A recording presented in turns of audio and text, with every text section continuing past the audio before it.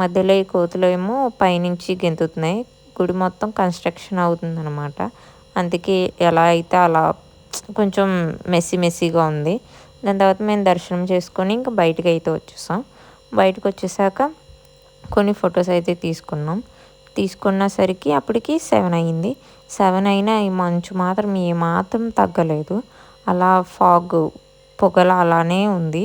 And దాని తర్వాత గుడి మొత్తం చూసాం. ఎక్కడ ఏం కొత్తగా కన్స్ట్రక్ట్ చేశారా అని. ఎందుకంటే మేము ప్రీవియస్‌గా వచ్చాం. 5 మంత్స్ ఆపేసాక ఇదే ఫస్ట్ టైం అనమాట రావడం. ఈ 26లో. ఇదొచ్చేసి భీమా రివర్ అనమాట. ఇక్కడే పుట్టింది.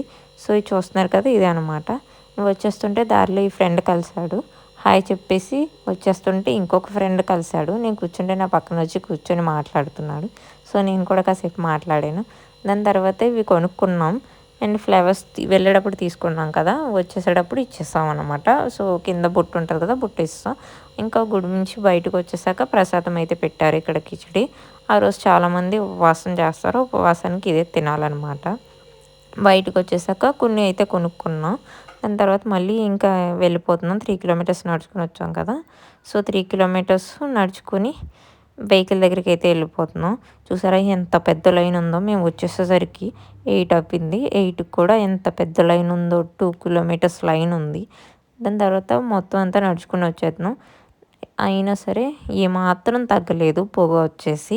చూసారు కదా ఎంత బ్యూటిఫుల్‌గా ఉందో. అక్కడైతే కొన్ని పిక్చర్స్ అయితే తీసుకున్నాం.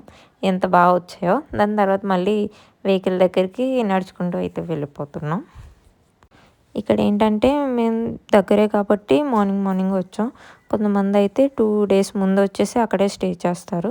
సో, దర్శనానికి వాళ్ళకి ఈజీగా ఉంటది కాబట్టి వాళ్ళు అప్పటికప్పుడు వెళ్ళి దర్శనం చేసుకుంటారు. అండ్ ఇక్కడ పెద్ద గాలులైతే వచ్చేస్తున్నాయి. చాలా thank you for watching my video. Stay tune for more videos. Thank you.